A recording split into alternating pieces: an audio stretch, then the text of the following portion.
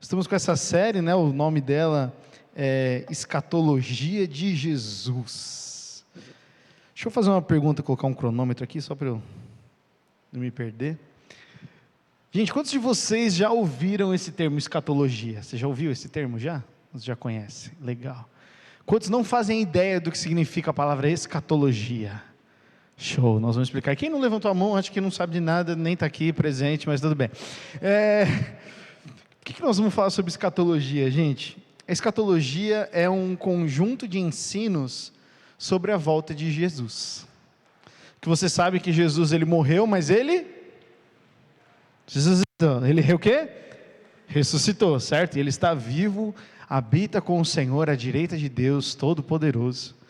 E existe um dia que o homem não sabe, não está escrito nas Escrituras, e um dia Jesus, ele voltará. Um dia Jesus voltará.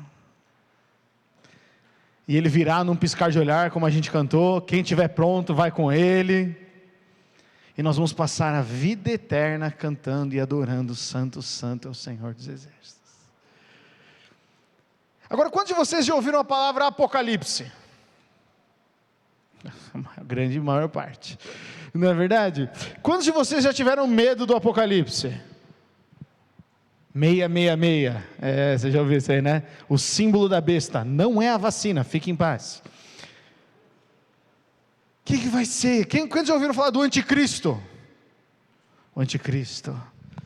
Falaram que era o Obama, não é o Obama. Toda vez que alguém falar que é, você pode descartar, pode falar que não é. O homem não vai saber. Primeira já a lição de hoje, o homem não vai saber nada sobre isso. Mas existe alguém que pode trazer discernimento. Você pode repetir comigo essa palavra? Discernimento. Eu não trouxe slide, vocês estão lascados hoje, vocês vão ter que ouvir eu, e vão ter que anotar. Mas, eu quero hoje explicar para vocês por que a gente vai estudar sobre escatologia, e por que nós estamos chamando de escatologia de Jesus, né? Escatologia é um conjunto de ensinos que trata do destino final do homem e do mundo. Normalmente ele aparece de uma forma profética. Então normalmente é um homem, uma mulher que veio e declarou sobre o futuro. E falou, isso vai acontecer conforme disse Deus. Todas as palavras que nós temos referente ao Apocalipse na Bíblia, nós vamos ter em Daniel, nós vamos ter em Amós, nós vamos ter em Joel, nós vamos ter em Tessalonicenses, e nós temos o próprio livro de Apocalipse. A palavra Apocalipse significa revelação. Você pode repetir comigo? Revelação? Então, o Apocalipse nada mais é do que o apóstolo João, discípulo de Jesus, ter uma visão de Deus sobre fatos que aconteceriam no futuro. Gustavo, então quer dizer que vidente vê futuro? Não, vidente não vê futuro, vidente te enrola. Porque Deus não deu a capacidade para o homem de prever o futuro. Somente existe uma pessoa que sabe o futuro, se chama Deus. Você sabia que o diabo não pode ver o futuro? O diabo não é todo poderoso. Ele pode juntar várias informações, trabalhar com o meu e o seu medo e sugerir alguma coisa para o futuro. Mas a única pessoa que conhece o tempo e é senhor do tempo é o nosso Deus. Amém, gente? E esse Deus tem planos de paz para mim e para você, para nos dar uma esperança e um futuro. Então a primeira coisa que eu quero deixar para você é, você não precisa ter medo do Apocalipse. O filme já é antigo, mas quantos assistiram Deixados para Trás? Alguém assistiu ou leu os livros Deixados para Trás? Deixados para Trás, gente, a galera que é mais jovem, era um filme assim, dá um negócio no coração. Porque tinha aquela imagem, eu nunca vou esquecer, está na igreja assim, o culto, lá, e as pessoas adorando, daqui a pouco, quando o maluco abre o olho, só as roupas no chão, dentro da igreja. E aí uns ficaram, e um pastor ficou, você lembra do pastor que ficou? Meu Deus do céu! Coitado daquele homem. E ficava aquele negócio, nossa, teve o arrebatamento. E o arrebatamento vai acontecer? Vai, está na Bíblia, Jesus falou. Estou com medo de ficar. Esse medo é válido, dá para ter medo mesmo de ficar. Mas aquele que está pronto, vai reinar com Cristo. E essa série de mensagens, eu não vou tratar, eu convidei outros amigos para também pregar com a gente aqui, compartilhar, mas nós não vamos tentar, gente, ficar explicando o que são os sinais do Apocalipse. Porque tem uma parte na Bíblia que se chama de mistério, e esse mistério pertence a Deus, e Ele revela quem Ele quer da maneira que Ele quer. E eu não tenho convicção de falar para você se é o cavaleiro A, B, C ou D que está rondando na terra. Eu não tenho convicção de falar para você qual trombeta já soou, que são figuras apocalípticas, não é verdade? Eu não tenho convicção de dizer para você que o World Trade Center eram as 2 chifres do texto de Daniel, que se você jogar na internet o que já aconteceu no Apocalipse, você vai encontrar essas coisas. Um monte de gente, com um monte de teoria, tentando cravar, falando, isso foi isso, isso foi isso, isso foi isso. Só que Jesus disse, quem disse? Jesus, por isso que a escatologia de Jesus, Ele falou aquilo que a gente deve estar mais preocupado. Jesus falou, vocês não precisam ficar preocupados com uma pá de sinais. Jesus falou sobre os sinais, nós vamos ler hoje. Mas Ele falou, não fiquem tentando caçar sinal. O novo presidente dos Estados Unidos é o capeta. Já teve isso nas minhas redes sociais já. Porque parece que o crente tem ele é quase que escravo do desejo de ter o controle sobre as coisas. E tentar dizer se já foi o cavaleiro, se não foi, você não sabe o que eu estou falando? Se você lê Apocalipse, e a gente vai ler alguns trechos de Apocalipse, obviamente, você vai entender o que eu estou dizendo. Mas Jesus não nos ensinou a ficar caçando sinais do Apocalipse. Vocês estão aqui comigo, gente? Jesus nos ensinou a discernir, perseverar, orar, vigiar. Jesus, quando falou com a multidão e com seus discípulos, Ele falou sobre o Apocalipse. Ele não falou, fiquem caçando, chutando, quais são os meus sinais. Ele falou para perseverar, para orar, para vigiar, para ser cheio do Espírito Santo. E nós vamos estudar o que Jesus falou para a gente. Porque é uma parte que a gente perde, a gente tem que olhar para Jesus nesse momento, porque Jesus tira toda a confusão da história. Amém, gente? Então nós vamos estudar sobre o fim dos tempos, porque a gente precisa ter a convicção do que molda a nossa vida. A escatologia, então, não é um estudo de adivinhação. Estudar sobre o Apocalipse não é descobrir sobre o futuro. Agora, por que a gente vai estudar a escatologia? Quem não tem destino, não sabe pelo que vive hoje. Se eu e você perdemos o foco do destino, do propósito da nossa vida, a gente questiona por que eu faço o que eu faço hoje. Então, se todo o nosso destino está na realização ou na formação de um curso da faculdade, e esse curso da faculdade não acontece, você tem que trancar a universidade, ou você muda de curso, dá alguma coisa errada, você sente que o seu propósito foi embora. Você se forma em biologia, só que o melhor emprego que você consegue é cuidar de rede social de uma empresa.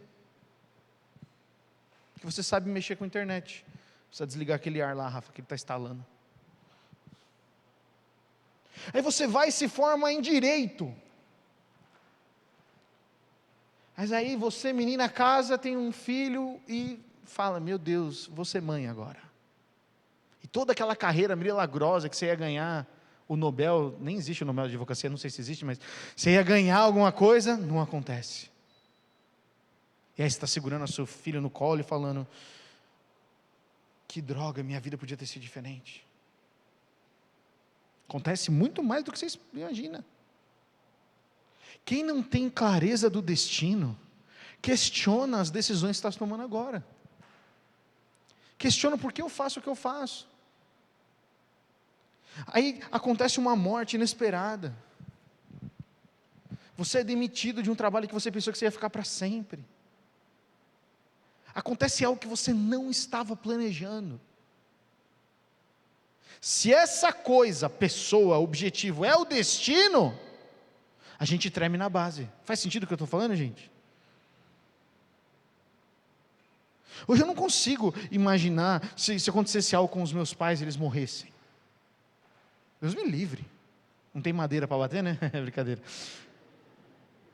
Mas sabe, eu fiquei pensando, mas e se acontecer? E aí agora, se eu viver, se o destino da minha vida for tentar controlar os dias que meus pais vão morrer, o dia que acontecer a minha vida vai para o vinagre, acabou tudo. Estou contando na minha, agora coloca na sua experiência. Se um dia você perder o emprego, não conseguir a faculdade, terminar um namoro, frustrar o seu intercâmbio dos sonhos. Eu não estou falando que essas coisas são boas, você entende, gente? Eu não estou falando que algumas coisas dessas acontecerem são boas, são plano de Deus, não estou falando isso. Só estou falando que o nosso destino final não pode ser essas coisas daqui, como a gente cantou.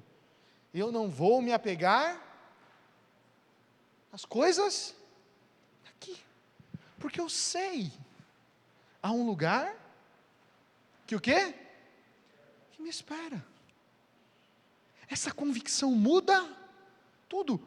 Então a escatologia nós vamos estudar sobre Jesus, por quê? Porque quando Jesus fala, eu vou voltar, fica tranquilo, eu vou voltar, isso é uma esperança para a gente viver aqui de uma maneira diferente.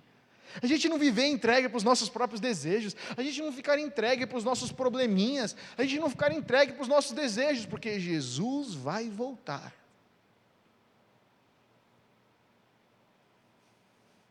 Ninguém acredita aqui, não ouvi nenhum yes. Jesus vai voltar, gente. E meu grande medo, crescendo na igreja, era que se Jesus voltasse, eu ficasse. Quem nunca?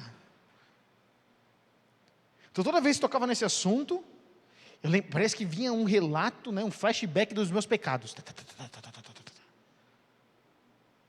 E o pastor Antunes lá na comunidade, o pastor Antunes lá na sede, ele gostava de pregar do Apocalipse, cara, assim da pegada. Toda vez que ele ia pregar, eu não queria ouvir, fugia, porque parece que eu sentava e ele falava, a Babilônia vai cair, e os mornos serão vomitados, eu vou ser morno, Jesus, tem misericórdia. Nessa mesma ideia eu já vi jovens virando e falando, então, já que é para ser quente ou frio, eu vou ser frio mesmo. Não faz isso, amigo, problema. A falta de compreensão e o medo sobre a volta de Jesus faz a gente não viver uma vida cristã completa. Por isso nós vamos estudar sobre isso. Por isso nós vamos conversar sobre isso. Isso vai mudar a nossa vida diária cristã. Isso vai dar propósito porque você faz a sua devocional. Por que você é santo? Por que você permanece puro? Por que você escolhe não falar mal do seu próximo, mas amá-lo como a si mesmo? Você vai ver todas as palavras de Jesus tendo sentido, porque não se trata mais sobre eu conquistar aquilo que eu quero. Se meus planos derem errado, eu posso dizer glória a Deus. Quantos hoje de nós aqui, leva a sério essa pergunta que eu estou fazendo aqui. Quantos de nós aqui hoje, se os nossos planos derem errado, a primeira coisa que vai sair da nossa boca é glória a Deus. Eu não posso dizer hoje que o meu coração está assim, porque eu não passei pela pressão. Quem passa pela pressão sabe. Mas você concorda comigo que o nosso objetivo tem que ser esse?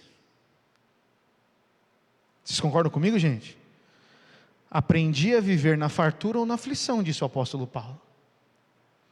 Aprendi a viver com muito ou com pouco. O que isso quer dizer? Que em tudo que eu faço, quer comais ou bebais, ou façais qualquer outra coisa, fazeis para a glória de Deus. Então até o que dá errado na minha e na sua vida, é para a glória de Deus. Gustavo, mas como é que você sabe disso? Porque eu sei que Jesus vai voltar. E essas coisas da terra são muito pequenas comparado à vida eterna com Ele. Imagina a eternidade, gente. Hoje não vou falar sobre a eternidade, então não vou me empolgar, mas vamos então para a Bíblia. Abre aí a sua Bíblia em Mateus 21.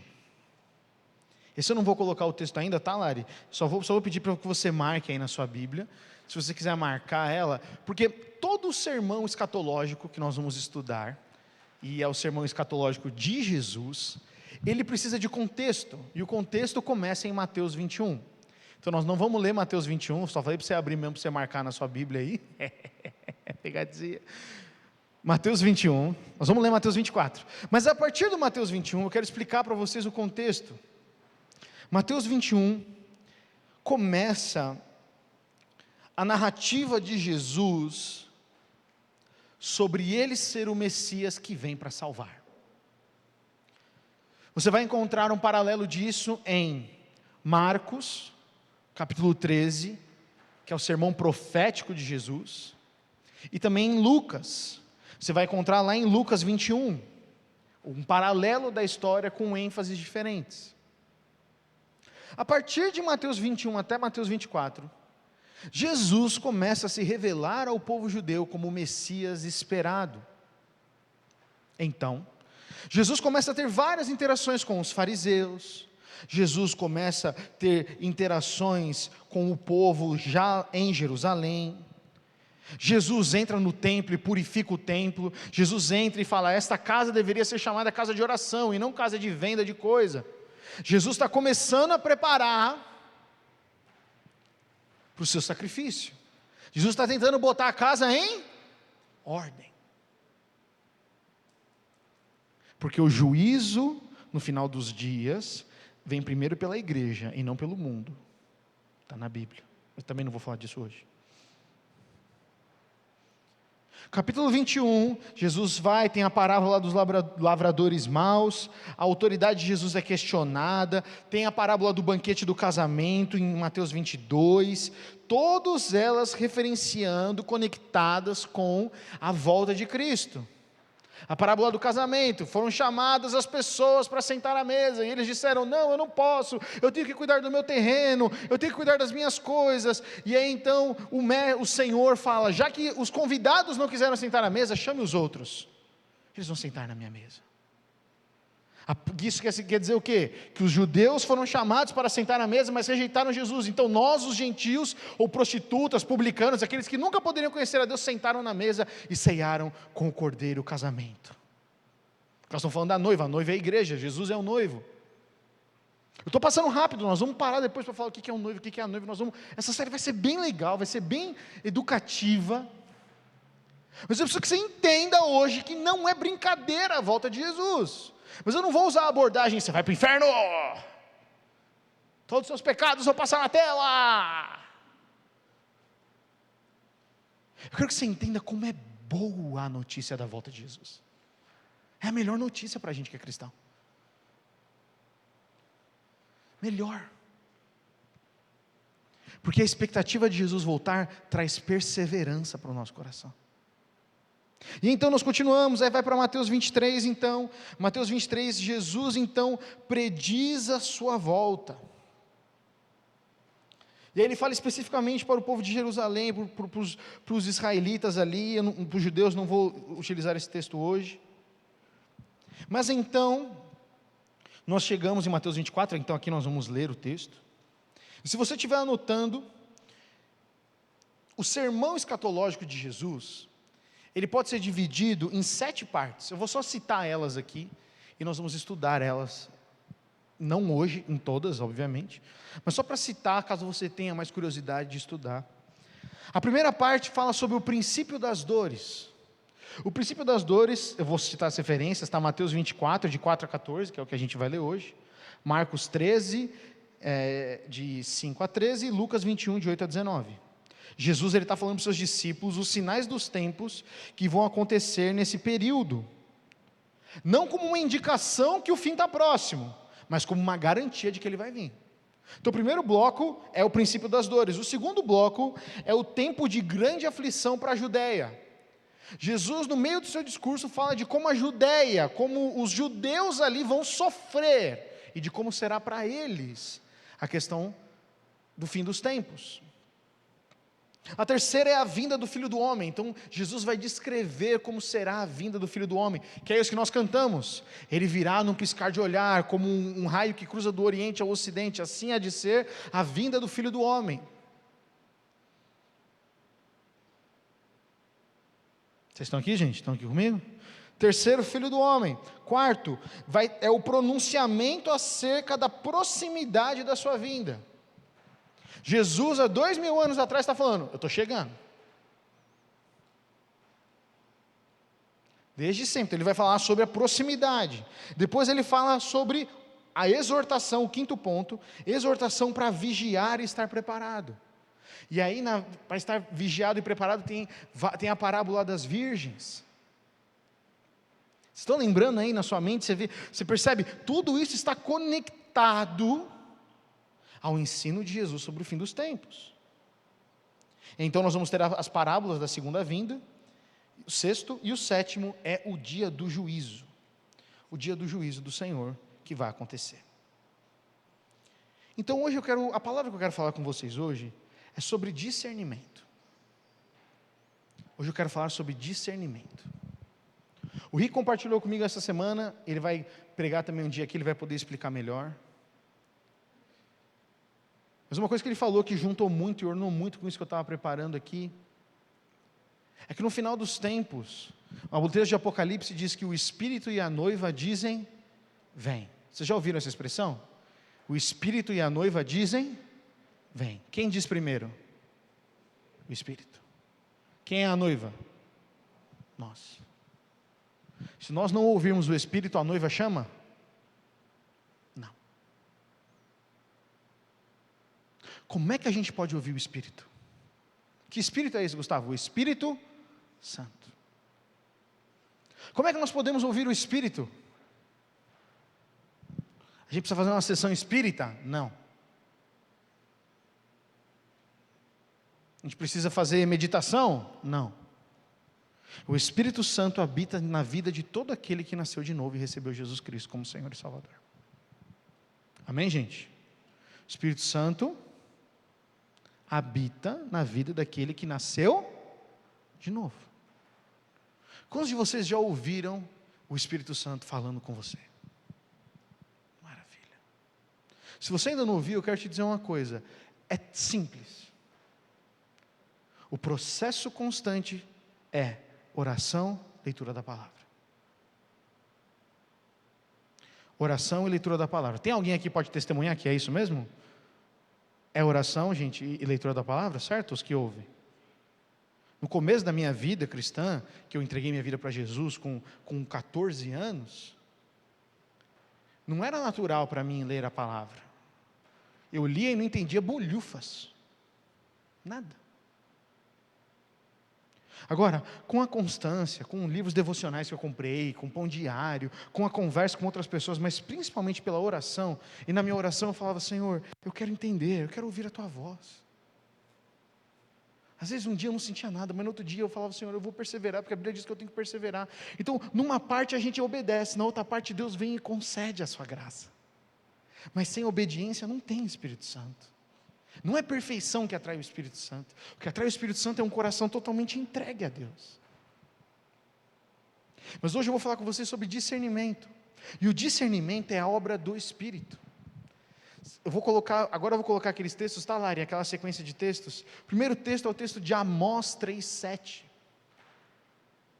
Amós 3,7. Diz assim: certamente o Senhor soberano não fará coisa alguma sem antes revelar o seu plano aos seus servos, os profetas. Deus escolhe revelar os seus planos a nós. Quem são os profetas do Novo Testamento? Todos aqueles que têm o Espírito Santo habitando dentro de si. Aqui Amós está falando não só sobre os profetas do Antigo Testamento, mas também está falando para aqueles que têm a presença de Deus. Se você tem o Espírito Santo, a presença de Deus habitando em você, você pode profetizar de acordo com a palavra. Porque o apóstolo Paulo fala que o dom de línguas e o dom de profecia é para todos. Amém, gente? Sim, eu vou puxar um pouco a sua atenção aqui, mas eu preciso que você acompanhe aqui comigo. Você é um profeta. Você pode encorajar, você pode ter direção de Deus, você pode receber a palavra de Deus e encorajar, e gente, é maravilhoso essa vida. Ou seja, Deus, Ele tem prazer. Certamente o Senhor soberano não fará coisa alguma sem antes revelar. Deus quer revelar. Fala para a pessoa do seu lado, Deus quer revelar a vontade dEle para você. Ele quer revelar. Agora, você revela o seu segredo para qualquer um? Revela? Não. Você revela os seus segredos para quem você confia. E aí o paradigma da confiança. Você só tem confiança, se você só tem confiança em alguém, se você tem relacionamento. Relacionamento com Deus trabalha a confiança. E aí Deus olha e fala, ali tem um homem, ali tem um vaso quebrado, um vaso vazio, e eu vou derramar tudo que eu sei. Isso que nós temos que ser, somos como vasos frágeis, como diz a palavra. Você percebe que o entendimento da promessa de que Jesus vai voltar, pega o resto da Bíblia e começa a dar mais sentido. Começa a dar muito mais sentido. Apocalipse 1, de 1 a 2, Apocalipse capítulo 1, revelação de Jesus Cristo que Deus lhe deu. Quem deu? Deus lhe deu para mostrar a seus servos os acontecimentos que ocorrerão em breve. Ele enviou um anjo para apresentá-lo ao seu servo João, que relatou fielmente tudo o que viu. Este é o seu relato da palavra de Deus e do testemunho de Jesus Cristo. Ou seja, enquanto João está assistindo, Jesus está do lado falando, vai acontecer. Não só Deus está falando com João, mas imagina que tem alguém do lado falando, Jesus está falando, isso aí João, anota aí, vou voltar assim mesmo. É isso aí, esses detalhes aí, ó. Os 24 anciãos, pode colocar, 24. Jesus Cristo era testemunha, ou seja, para o judeu, só pode se tornar algo verdade se tem mais uma testemunha. Então, até pela cultura judaica, João está escrevendo e falando, Jesus Cristo estava do meu lado, falando o que ia acontecer. Mas não sei se o Apocalipse vai acontecer.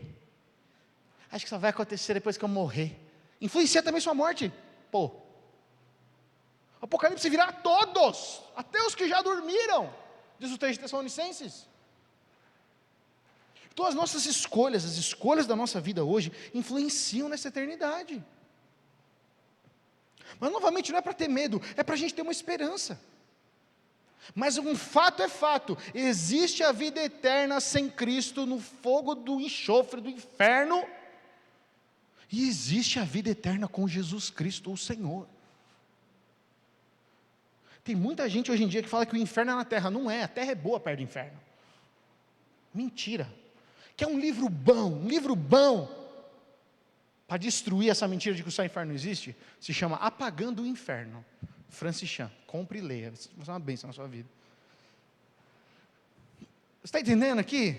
Vai acontecer. Gustavo, mas como? Precisa de discernimento. Precisa do que, gente? Discernimento. Discernimento só vem pelo Espírito Santo. Olha o texto de Mateus 24, 32 a 33. Mateus 24, 32 a 33. Jesus está ensinando. Agora aprendam a lição da figueira. Isso é no meio de um texto. Depois Jesus está falando várias coisas sobre o seu sermão escatológico. Mas você pegar uma água para mim, por favor? Olha o que diz o texto. Agora aprendam a lição da figueira. Quando os ramos surgem e as folhas começam a brotar, vocês sabem que o verão está próximo. Se você olha para uma flor e vê que está começando a brotar, você está falando, está chegando, está mudando a estação. Da mesma forma, quando virem todas essas coisas que nós vamos ler, saberão que o tempo está muito próximo à porta.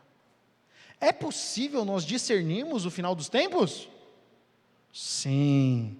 A gente consegue cravar o dia? Não. Vamos fazer, gente, igual a escola?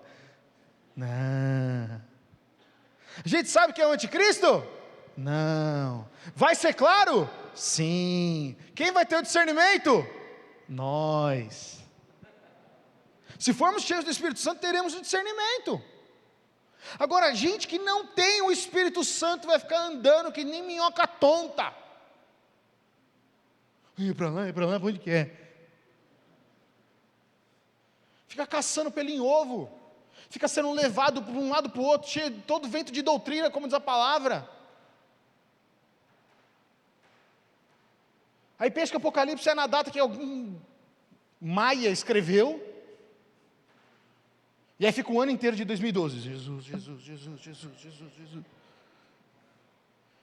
Como se, sabe assim, se você soubesse a hora que você vai morrer, você pede perdão logo, porque pelo menos você vai para o céu. Isso não é vida cristã. Porque nós não vamos ser julgados só pelo último segundo da nossa vida, mas por todo. Jesus disse que por cada palavra que saiu da nossa boca, nós seremos julgados. Pelo amor de Deus, estou ferrado nesse dia. Por isso que, você entende, gente? Por isso que a gente tem que viver uma vida santa aqui. Por isso que a gente não pode deixar as coisas dessa terra abalarem o nosso coração, porque tem uma vida eterna. Ai, mas perdi meu emprego. Ai, mas aconteceu alguma coisa. Ai, mas não fiz a faculdade. Ai, mas não passei na USP. Ai, mas não passei aqui. Ai, mas tomei uma bota. Ai, mas eu não namoro mais. Ai, mas meus pais se separaram. Isso são coisas da vida.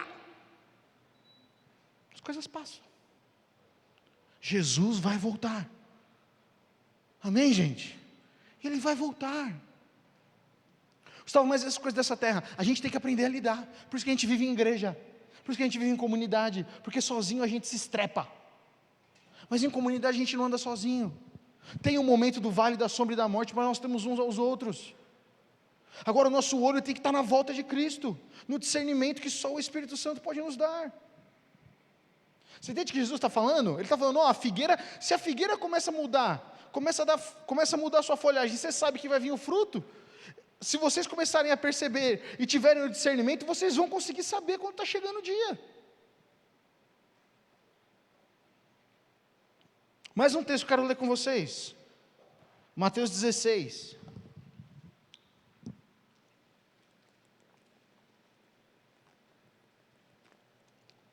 Mateus 16, 1 a 4. Diz assim, os fariseus e os saduceus, mestres da lei, os saduceus que não acreditam na ressurreição, vieram pôr Jesus à prova, exigindo que lhe mostrasse um sinal do céu. E ele respondeu, vocês conhecem o ditado, céu vermelho ao entardecer, bom tempo amanhã. Céu vermelho e sombrio, logo cedo, mau tempo o dia todo. Um ditado comum judaico daquela época. Olha o que Jesus fala, vocês sabem identificar as condições do tempo no céu, mas não sabem interpretar os sinais dos tempos. Pedem um sinal porque são uma geração perversa e adúltera, mas o único sinal que lhes darei será o sinal do profeta Jonas. Então Jesus os deixou e se retirou. Qual que é o sinal do profeta Jonas? É Jesus Cristo morrendo e ressuscitando, 3 dias na barriga da baleia, 3 dias Jesus Cristo ficou morto e ressuscitou. Para vocês que pedem um sinal, o sinal vai ser a minha ressurreição. Aí vocês decidem se vocês creem ou não. Você vê que Jesus chama eles de geração adúltera. Fala, vocês conseguem ser tão bons para ver meteorologia, mas vocês não conseguem ver os sinais. Então, por que eu coloquei esses 2 textos? Porque Jesus está falando que a gente pode ter discernimento, mas a gente pode também não ter. A escolha é nossa com relação ao Espírito Santo. Nascemos de novo, somos cheios do Espírito Santo. Esse é o fator que muda tudo. Não é a faculdade de teologia que vai fazer você entender os sinais. É o temor, é a vida de oração, a palavra de Deus.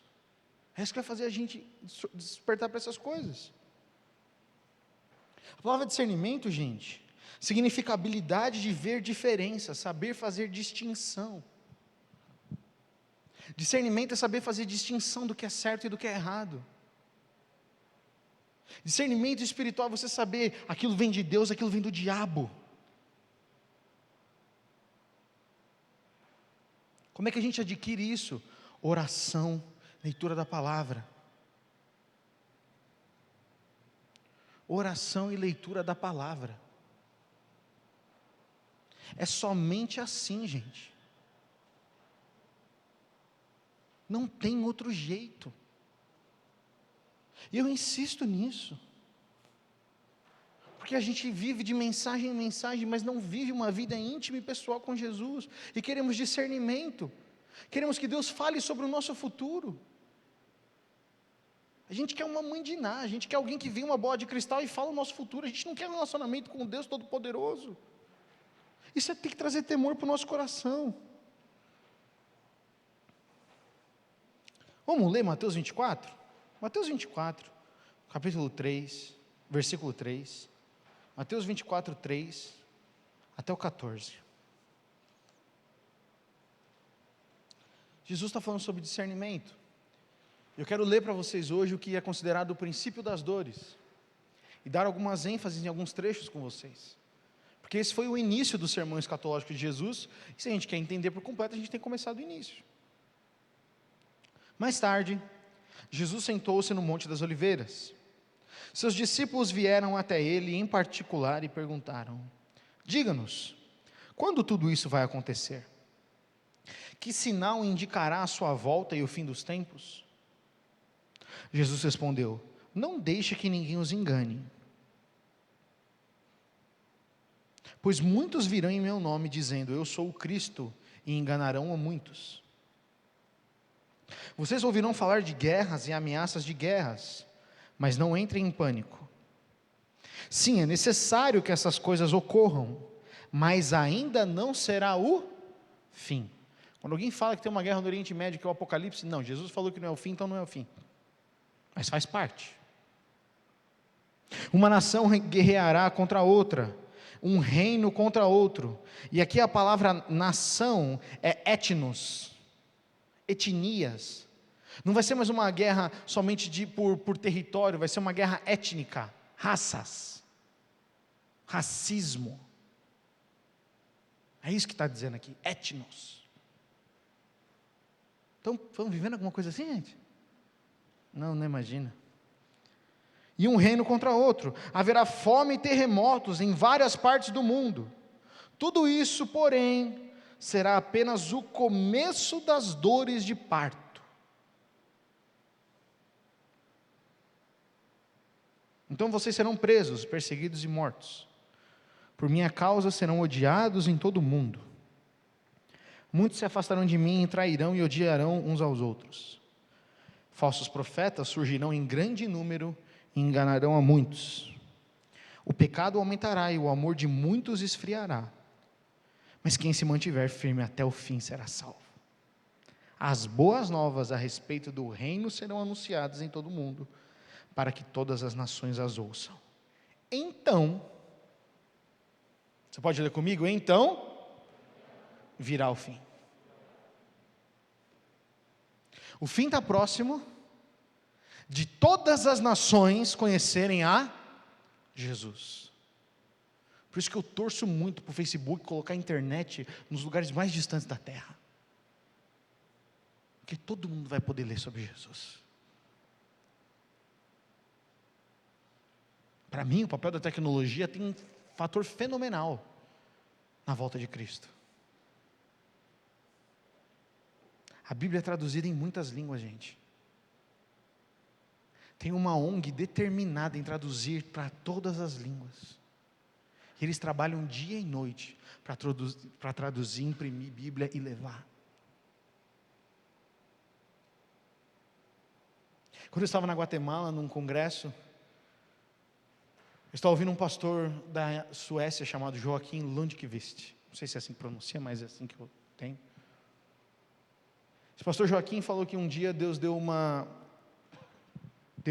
direção para ele, que ele deveria imprimir Bíblias na língua, eu acho que é o Farsi, que é o do Iraque,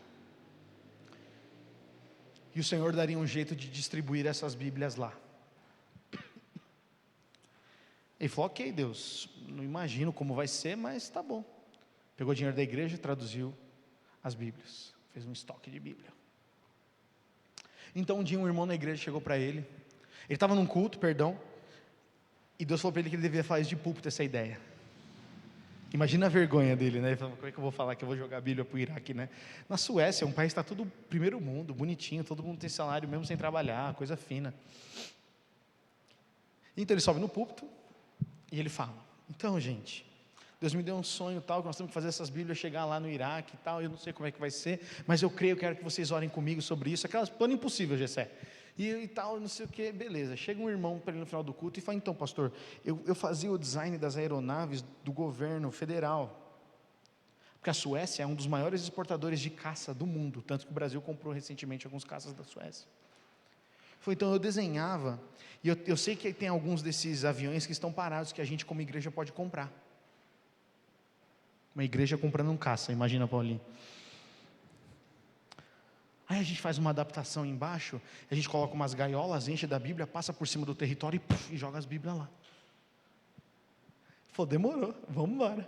Compraram um jato, colocaram as Bíblias, fizeram os voos. Estou pulando a história. Aí foram até o governo sueco, né, porque precisa de autorização, né, espaço aéreo, tudo, a gente quer fazer isso, tudo mais. Por um milagre o governo sueco falou, não, manda bala. Como é que a gente vai voar no Iraque agora, né? Porque o Iraque é um território de guerra. Como é que a gente vai, né, disparar as Bíblias lá e tudo? Mano, ele falou que eles conversaram com alguma autoridade, porque acho que a autoridade iraquiana não estava, algum outro país perto. Falaram, não, pode passar, a gente escolta o seu avião. Escoltaram o avião, Renan. Fizeram 3 descarregadas de Bíblia no Iraque, durante a guerra do Iraque. Gustavo, o que isso tem a ver com o Apocalipse? Tem nada. Mas você não sabe quantas pessoas estão lendo a Bíblia nesse momento que a gente está falando. E isso está acelerando a volta de Jesus. Eu tenho tempo. Não brinca com isso. Não temos tempo para perder. Nesse momento tem centenas de pessoas conhecendo Jesus através de um testemunho de um missionário. Eles nunca vão, talvez, vão pegar uma Bíblia inteira, mas eles vão ver Jesus Cristo na vida de alguém. Eles vão se converter. E isso vai chegar. E é então, gente, o tempo virá. Por isso que nós temos que evangelizar, você entende? Evangelizar não é para encher a igreja. Evangelizar é para que Jesus volte. Pregar o evangelho é para que Jesus volte. A gente é uma geração que a gente acredita naquela frase lá, né? Pregue o evangelho, se necessário, use palavras. Isso aí é cômodo. A palavra, o que ele disse é verdadeiro. Mas aqui, a palavra evangelho, pregar o evangelho é falar, é parla. Nós temos que falar sobre o evangelho. Não só ser um bom crente, temos que falar sobre o evangelho. Falar que nós somos cristãos. Por que nós acreditamos em Jesus? Que Jesus sim nasceu de uma virgem. Que nós cremos em Deus Pai, Deus Todo-Poderoso, o credo apostólico. Gustavo, mas você está falando de coisas que eu não sei, que parecem são coisas de teologia. Não, chama a Bíblia, porque a gente tem pouco conhecimento da verdade. Quando a gente conhece a verdade liberta a gente. E aí você vai falar, Maranata, a hora vem, Senhor Jesus. Eu quero mais é que Jesus venha, que meus planos vão para o vinagre. Que eu quero Jesus. Eu quero Jesus. Gustavo, é fácil falar para você, você já casou?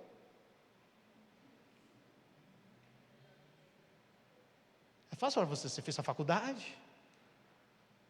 E aí você me julga e me rotula pelo que eu quiser. É verdade, eu já fiz essas coisas. Mas hoje eu oro para Jesus voltar. Porque esse mundo só vai de mal a pior. E nada nessa terra é comparado a estar na presença de Deus. Nada. Vale mais um dia em teus átrios, Davi disse, do que 1000 em qualquer outro lugar. Então não estou falando para você desistir da sua vida, de casamento, de qualquer outra coisa, e você vai virar um ermitão, um monge lá no Egito. Mas eu estou falando que nós temos que viver com um propósito, e o propósito da nossa vida é Jesus vai voltar, então eu vou viver aqui santo, eu vou pregar o Evangelho, eu vou disponibilizar o meu tempo, meus recursos, a minha vida, para que a glória de Deus se manifeste. Não é mais sobre a minha vida, é sobre a glória de Deus se manifestar na minha vida, e isso acontece através do Espírito Santo. Gente, como é que a gente vai saber que Jesus vai voltar? Está aí os sinais estão claros.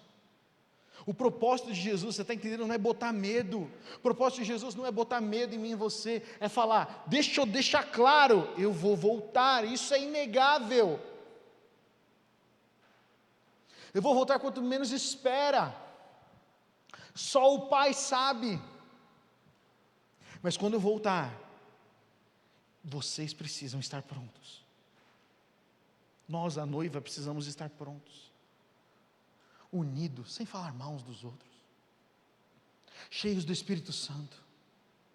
Gustavo, mas eu não gosto de fulano. Dane-se o seu gosto, ame. Mas eu não acho que ele merece. Dane-se o que você acha, ame. Não consigo amar, nasce de novo. Mas eu já nasci de novo. Não, talvez você tomou um banho na piscina, mas nascer de novo dá um novo coração, capaz de amar e obedecer. Mas não precisa perdoar. Não precisa, não sei o quê. Coração duro. Vai nascer de novo. Eu perdi as contas de quantos apelos de novo nascimento eu já fui na minha vida. Porque quando a gente é imaturo, cada pecado a gente vai, ai Deus, nasce de novo, nasce de novo, nasce de novo, nasce de novo. Mas quando você amadurece, você fala, peraí, eu tenho escolha, eu posso escolher perdoar o Rick, eu posso escolher perdoar o Renan, porque eu amo ele. Maturidade, você começa a viver uma outra vida cristã. Quem faz isso? O curso? Quem faz isso, gente? O Espírito Santo. Através do quê? Oração e leitura da palavra. Nós podemos discernir os sinais, mas precisamos do Espírito Santo. Sem Espírito Santo nós não somos nada. Sem o Espírito Santo, ser cristão é só religião. Sem o Espírito Santo é só uma rotina de sábado e domingo. Sem o Espírito Santo, ler a Bíblia é um saco. Sem o Espírito Santo, a gente não consegue cantar essas músicas. Sem o Espírito Santo, a gente segura as mãos aqui atrás e fica assim, ó.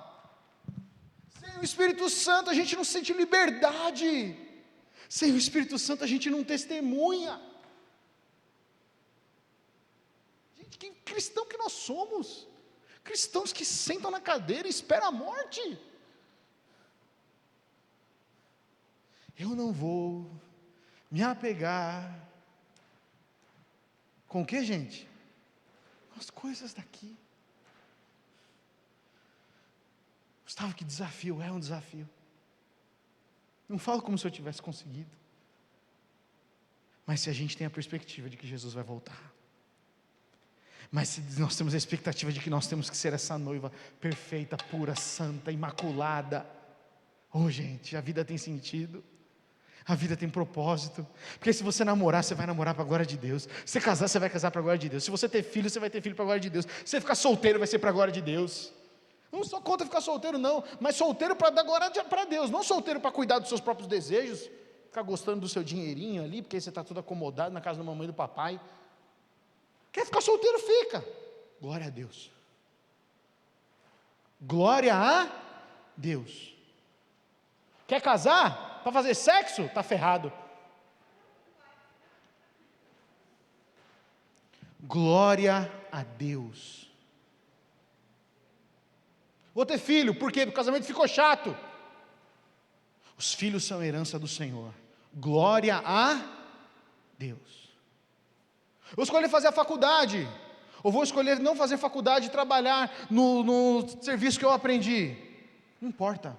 Glória a Deus. Gustavo, como é que eu sei se minha vida está glorificando a Deus? Espírito Santo. Não tem, eu vou ficar num ciclo aqui agora. Porque a vida cristã sem o Espírito Santo não é nada.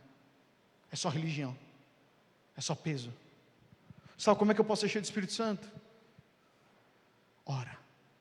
Pede. Deus não nega. Sabe, mas eu tenho medo de ficar rodando que nem um louco, igual eu vi nos vídeos do YouTube. Tenho medo de perder o controle. Alguém além de mim já teve medo do Espírito Santo? Já? Amém, obrigado Jesus. Várias vezes. Até um dia, com 15 anos, eu estava num culto na comunidade sede. Eu lembro da cadeira que eu estava sentado. Eu estava olhando um pastor, João Cardoso de Portugal, pregando. E ele falou, você quer ser cheio do Espírito Santo, você pode pedir ao Senhor. Eu estava com todos os meus amigos aqui do meu lado. 15 anos, né, gente? A gente senta em bando na igreja, né? E a gente estava tudo sentado assim, junto um lado do outro. E aquele dia eu lembro de ficar preocupado. Senhor, se eu for cheio do Espírito Santo, o que meus amigos vão pensar? O que meus amigos vão pensar? E se eu cair aqui? Posso morrer, estou na galeria. Estou falando sério. Mas eu lembro de falar, Senhor, eu sei que o Senhor tem um propósito na minha vida. Eu não sei ainda o que é, mas eu sei que o Senhor tem um propósito na minha vida. Então, Senhor, enche-me do Teu Espírito Santo. Eu quero saber mais de Ti. Naquele dia eu fui batizado em línguas. Por quê? Não sei. Pergunta para Deus. Eu fui batizado em línguas antes de ser batizado nas águas. Acontece sempre, não sei também, mas foi a minha experiência. Você tem que ter a mesma que a minha? Não. Mas naquele dia, pela misericórdia do Senhor, Ele olhou em mim e viu um coração puro. Viu um coração que queria, um coração pecador. Cheio de pecado. Então não sei explicar. Mas eu sei que um coração humilde e quebrantado o Senhor não lança fora. A questão é que a gente está muito cheio de nós mesmos. Nós queremos saber os sinais das voltas dos tempos, para a gente controlar o momento limite que a gente pode pedir perdão. A gente não quer entregar a vida para Jesus, e falar: Senhor, seja o que quiser, faça o que quiser de mim. Essa mensagem que eu estou pregando para vocês, eu ouvi quando eu era muito jovem. Eu não consegui ficar na minha cadeira. Foi num dentro. Era um acampamento dentro da igreja. A gente dormia dentro da igreja, nas salas da igreja. O do Ministério de Jovens não era nem MAG, chamava MCM, Moçada com uma Missão. Sou velho, gente. E eu lembro de onde eu estava sentado lá no prédio da sede, lá em São Paulo, da comunidade sede. Eu lembro do pastor estar pregando. Eu lembro de eu ir até a frente. Ele pregou muito melhor do que eu, muito mais graça, muito mais amor. Eu me ajoelhei. E começou a cantar aquela música. Deixa a chuva cair. Você lembra dessa música? Não sei se você lembra. Deixa o rio correr livre, deixa o vento soprar, e o fogo queimar, Espírito que aviva, e como sopro virá, e nos tocará, deixa o Espírito que aviva, vir sobre mim. Meu amigo, quando eu abri o olho, tinha uma poça de choro na minha frente, assim, de água. Tinha 16 anos. Eu não sei o que aconteceu, eu não consigo explicar para você logicamente, mas diante de um convite de viver e entregar a minha vida inteira para Jesus, viver por um propósito, eu falei: maluco, não vai ter nada melhor nessa vida. Deixa eu dizer para você, se você acredita em alguma palavra do que eu digo aqui, não vai ter nada mais importante na sua vida do que Jesus Cristo. Não sei o que você experimentou, não sei das marcas que você teve, mas você está ouvindo aqui de um homem de 30 anos, casado, com uma filha a caminho, filho de pastores, que fez faculdade de cinema, que nunca trabalhou na área, que muito parte da sua vida de trabalho, trabalhou dentro da igreja, hoje tem a sua empresa, tem um monte de dúvidas sobre como é que vai ser pai, tem medo de colocar uma criança nesse mundo, tem medo se vai ter cliente para pagar as contas, os boletos, mas nada disso mudaria a escolha que eu fiz naquele dia com 16 anos, que foi diferente do dia que eu fui cheio do Espírito Santo. Foi com 2 anos depois que eu me rendi aos pés do Senhor, e eu falei: a minha vida inteira vai ser para o Senhor, não importa a minha carreira. Com 16 anos, eu nem sabia o que eu ia fazer da vida, eu não sabia o que era uma câmera, mas naquele dia eu fiz uma escolha. Desde aquele dia, a coisa que eu mais oro ao Senhor é pedir discernimento. Por quê? Porque o discernimento impede a gente de cair nas fraquezas do nosso coração. Gustavo, você sempre acertou? Não, eu errei zilhões de vezes. Fui envolto no pecado, me lamacei no pecado, nadei de braçada no pecado. Mas Deus teve misericórdia de mim. Por quê? Por quê, Bruno? Não sei. Ele me ama. Deus ama você. Ele quer te trazer discernimento. Ele quer revelar coisas para o seu coração. Mas enquanto a gente não tem a convicção no nosso coração, Jesus vai voltar, a gente fica atento e preocupado com as coisas dessa vida. Você entende, gente? Para que eu vou juntar um monte de dinheiro? Eu vou morrer. Gustavo, então eu vou viver na pindaíba? Não, eu vou viver de acordo com aquilo que Deus quer, e vou ser grato em tudo. Olha como é diferente.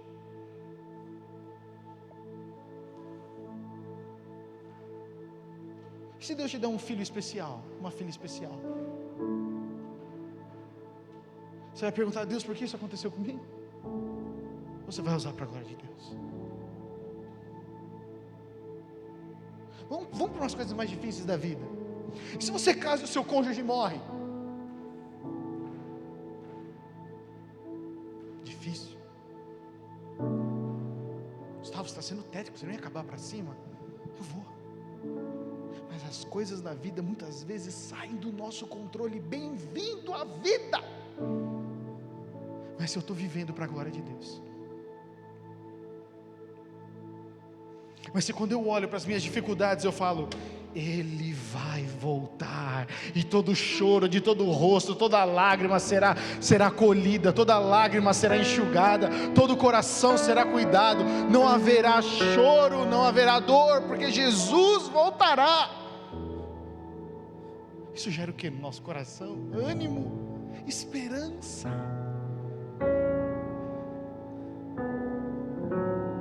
Você pode ter sonhos, mas sonhos alinhados, né, Gessé?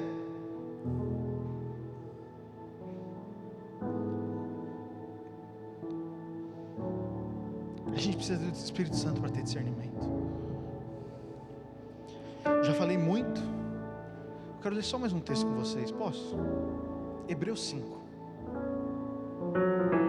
Um texto que eu não posso, se meu testemunho aqui não estava previsto. Me empolguei com o Gessé.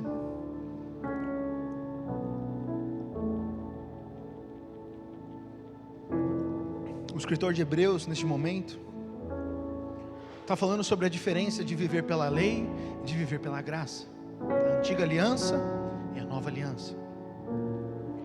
E o escritor aos Hebreus diz assim: há muito mais que gostaríamos de dizer sobre essa nova aliança, sobre viver pela graça, viver uma vida entregue a Jesus. Tem muito mais coisa que a gente quer dizer para vocês, mas são coisas difíceis de explicar, como que eu tentei explicar aqui, que é difícil,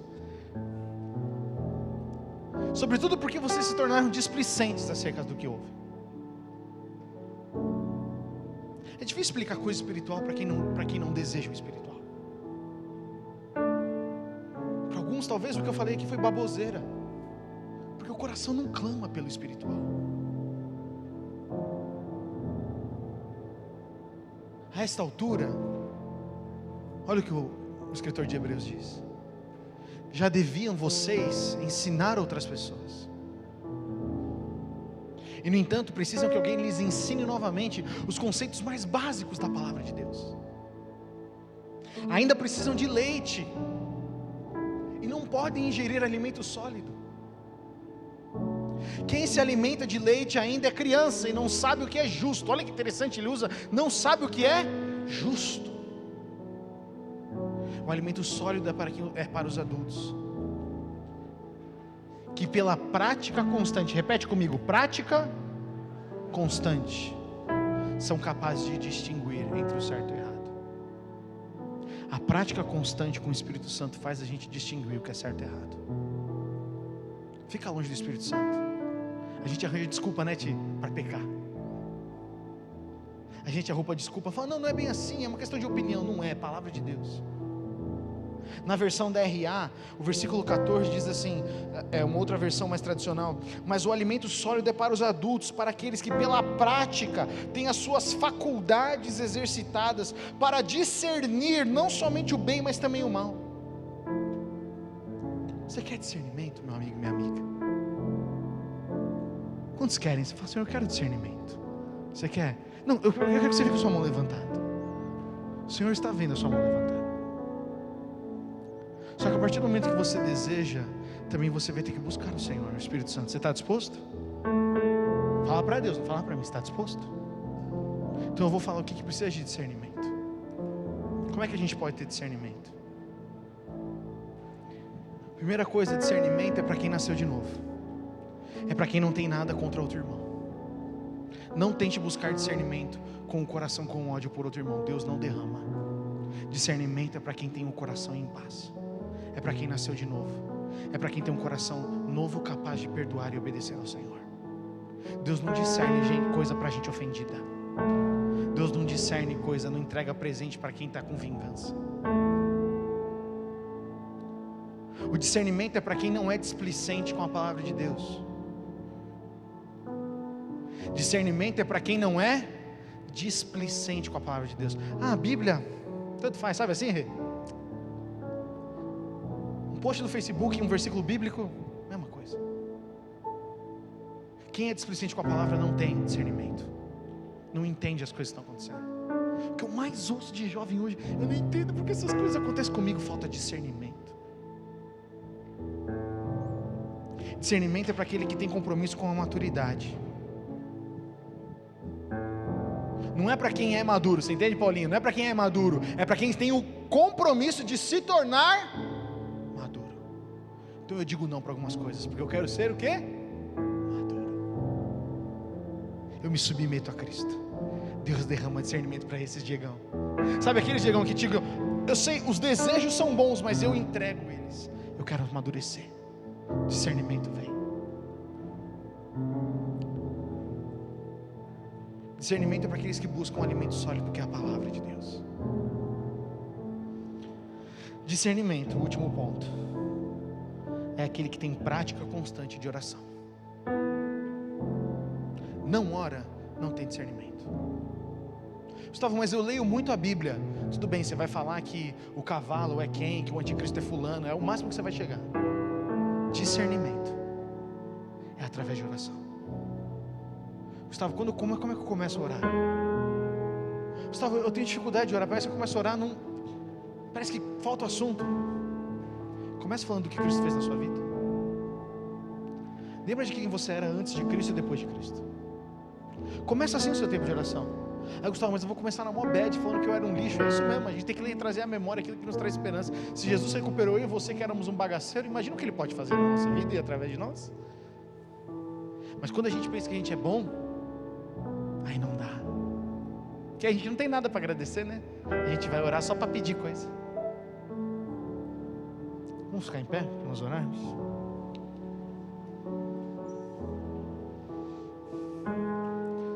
O discernimento, ele é algo natural para quem tem comunhão com o Espírito Santo. O discernimento é algo natural. Sabe como é que você sabe disso? Eu vi muito na vida dos meus pais. Mano, meus pais, eles tinham um faro, mano, para quando eu pecava, que era uma coisa incrível. Eu fazia uma coisa errada no rolê, Bruno. Eu chegava em casa e meus pais sabiam. Era um negócio assim, sei lá, se tinha uma câmera, eu não sei o que tinha na minha vida. Eu pensava que alguém estava me dedando, um amigo meu, sabe assim? Depois de um tempo eu amadureci, meus pais falaram para mim, não, porque eu estava orando por você e o Senhor me falou, o Senhor me discerniu isso. Ai, Espírito Santo, ninguém foge do Senhor. Ninguém pode se ocultar do Espírito Santo. Imagina agora você ser usado pelo Espírito Santo. O Espírito Santo não é um X9 que está aí para te dedar. O Espírito Santo é alguém que quer te levar para um outro nível de cristianismo. Quer discernimento? Seja cheio do Espírito Santo. Discernimento nunca vai fazer você levar mal de algo. O discernimento nunca vai fazer você falar mal de outra pessoa. Estou discernindo o pecado do Caio. Nunca. O discernimento sempre vai te aproximar de Jesus. O discernimento sempre vai te mostrar os planos que Deus, o Pai, tem para você e para mim. Isso não é bom, gente? Mas, Gustavo, como é que eu faço isso? Busque a Deus com a certeza de que Ele vai voltar. Jesus vai voltar. Eu não quero ficar, eu quero ir com Ele, reinar eternamente. O Espírito Santo, ele não pode ser acessório para a gente. Quando a gente nasce de novo, é nós que entramos na história de Deus, não é Deus que vem ser acessório na nossa vida. Quando você entregou sua vida para Jesus, é você que entrou na história do que Deus está fazendo no mundo. Você está aqui para marcar a geração, mas não para marcar do nosso jeito, é para falar, Senhor, seja feita a tua vontade. Jesus vai voltar, isso é um fato. Mas como é que a gente vai viver até a volta dele? Com esperança, perseverança, cheios do Espírito Santo, ou com medo de ser pego? Eu quero viver com alegria. Eu quero viver cheio do Espírito Santo. Você quer viver cheio do Espírito Santo? Feche seus olhos, coloque sua mão no seu coração. Essa é uma oração entre você e Deus. Talvez você tenha sido cheio do Espírito Santo. com saudade. Literalmente essa é a palavra, saudade. Não porque você quer fazer uma troca com Deus para saber o futuro, mas porque você realmente tem saudades do Espírito Santo. De ouvir a voz dele, de ser conduzido a um texto, de adorar com liberdade, aquela liberdade que você tinha, de poder ajoelhar, chorar, levantar as mãos, e hoje você se encontra lá no fundo, cabeça baixa, com a sua máscara até os seus olhos, porque parece que você se sente envergonhado. Não se sinta, meu amigo e minha amiga. O Espírito Santo ama você, ele te chamou para a liberdade. Por isso convide isso, fala: Espírito Santo, vem no meu coração, Pai. Espírito Santo, entra na minha vida, entra no meu coração. Tantos de vocês já tiveram experiências com Deus, mas trocaram por um prato de lentilhas, por um prato de desejo. O Senhor está falando: abandona essas coisas, eu te chamei, eu te escolhi. Seja cheio do Espírito Santo, meu amigo e minha amiga. Seja cheio de um amor, de uma paixão, de uma alegria diferente. Creia nisso. Peça aí no seu lugar, fala: Espírito Santo, enche a minha vida, Pai. Você pode orar isso: Espírito Santo, enche a minha vida. Eu abro mão dos meus desejos, eu abro mão das minhas entregas. Eu vou ter tantos desejos, Senhor, eu tenho tantas vontades, mas eu já entrego, Senhor. Eu entrego, Senhor. Eu entrego, Pai. Eu quero ser cheio do Teu Espírito Santo. Eu quero discernir o bem e o mal, Senhor.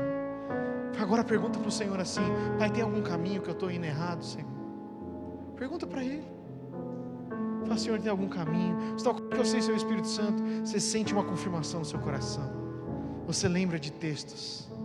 Você tem uma paz quando o Espírito Santo fala com você. Às vezes ele vai vir como um pensamento na sua mente. Às vezes ele vem como uma coisa no seu coração, como é comigo. Eu sinto uma pressão na minha caixa torácica que eu sei que é o Senhor falando comigo. Fala: Senhor, eu quero te sentir. Você pode pedir isso ao Senhor: Senhor, eu quero te sentir de uma maneira nova. Eu sei que o Senhor já falou comigo de tantas formas, mas hoje eu quero aprender de uma maneira nova. Espírito Santo, fala comigo. Essa busca, esse desejo tem que ser seu, meu irmão, minha irmã, meu amigo e minha amiga. Pede isso, fala: Senhor, eu quero ouvir, Senhor. Eu não quero só servir na igreja, eu quero ser cheio do Teu Espírito Santo, Senhor. Pai, eu não quero somente, Senhor Jesus, tocar, ministrar. Eu quero ser cheio do Teu Espírito Santo, Senhor. Eu quero ser cheio. Você que está na sua casa, diga isso com os seus olhos fechados, sua mão no seu coração. Diga: Senhor, eu quero ser cheio do Teu Espírito Santo. Porque o Espírito Santo não tem limites. O Espírito Santo vai até você. Ele toca o seu coração. Ele enche a sua vida de sentido, de propósito e de alegria. Faz isso, Espírito Santo. Enche-nos de Ti, Senhor, até transbordar, Senhor. Não por uma emoção, mas por uma profunda transformação. Porque nós queremos viver a nossa vida para Ti, Senhor. As coisas desse mundo são passageiros. As coisas desse mundo passarão, mas a Tua palavra, Pai, aquilo que o Senhor falou, ela não passará. Por isso, Senhor, nós não vamos nos apegar às coisas daqui, Senhor. Diga isso: Pai, eu não quero me apegar às coisas daqui, Senhor. Eu não quero me apegar ao meu namoro. Eu não quero me apegar nem ao meu casamento. Eu não quero me apegar, Senhor, aos meus desejos, ao meu sucesso, ao meu trabalho, ao reconhecimento humano. Senhor, todas essas coisas são frutos, benefícios, mas eu quero me apegar a Ti, Senhor. Eu quero me apegar a Ti, Senhor. E se você está aí, fazendo essa oração comigo, diga isso: Senhor, eu quero, a minha vida é para a Tua glória, Senhor. Você está com o seu cônjuge aí, seu noivo, noiva, marido, esposa, namorado. Você está aí perto, está com ele perto dela. Fala: Senhor, nós queremos que o nosso namoro, casamento, casa seja, Senhor, para glorificar a Ti. Se você é um jovem solteiro, um adolescente, você fala: Senhor, eu já quero que a minha vida glorifique a Ti em tudo, Senhor. Independente do meu futuro, eu já glorifico totalmente a Ti, Senhor. Eu falei do casamento, do noivo, porque vocês se tornaram um, e essa decisão tem que ser em conjunto. Mas se você ainda é solteiro, você pode fazer essa oração agora já: Senhor, eu quero minha vida glorifique a Ti, Senhor. Os meus pensamentos, sonhos, ações, recursos, tudo glorifique a Ti, Senhor. Que a nossa vida glorifique a Ti, Senhor. Seja o nosso falar, o nosso pensar, o nosso sentir, o nosso agir, seja tudo para glorificar a Ti, Senhor. Seja tudo para glorificar a Ti, Senhor. Nós não queremos nos apegar às coisas daqui, Senhor, porque nós temos um lar eterno, porque o Senhor falou: eu vou preparar para vocês um lugar. E essa expectativa, Senhor, Eu peço que o Senhor nutra ela no nosso coração, Senhor. Enche o nosso coração, Senhor, com essa expectativa da Tua volta, Senhor. Que o Teu Espírito Santo nos traga nova revelação e entendimento. Revelação e entendimento, Senhor. Faz isso na nossa vida, Pai, no nome de Jesus. Amém. Amém, gente. Eu não vou me apegar às coisas daqui. Que essa seja a nossa oração, amém? Não importa a sua idade, não importa o seu histórico, não importa as coisas que você pensou hoje à tarde antes de chegar aqui. Se hoje você, como eu fiz quando eu tinha 16 anos, fala: Senhor, a minha vida é para Ti, Senhor. Eu não sei para onde o Senhor vai me levar no próximo capítulo da minha vida, mas eu entrego a Ti. Eu quero glorificar a Ti. O Senhor estava ouvindo a sua oração. Nenhuma oração é desperdiçada, amém, gente? Nenhuma oração. Mas agora você vai ter novos desafios. Você vai ser convidado para novas coisas. E por causa que o Espírito Santo habita em você, você vai poder dizer sim. Você vai poder dizer sim. Sim, eu vou, Pai. Sim, eu vou Te obedecer. Sim, eu vou me entregar. Sim, eu vou viver com os olhos na minha morada eterna no céu. Você recebe isso no seu coração? Vamos ser cheios do Espírito Santo. Deus ama muito você. Ele tem um plano para a sua vida. Isso não é palavra para acabar culto, não. Essa é a verdade. Mas para nós crermos, nós temos que também dizer com a nossa boca. Então eu queria que você repetisse comigo, mesmo de máscara. Fala: eu sei que o Senhor, o meu Pai, me ama. Você pode repetir comigo de novo? Eu sei que o Senhor, o meu Pai, me ama. E Ele quer se revelar a mim. Você crê nisso?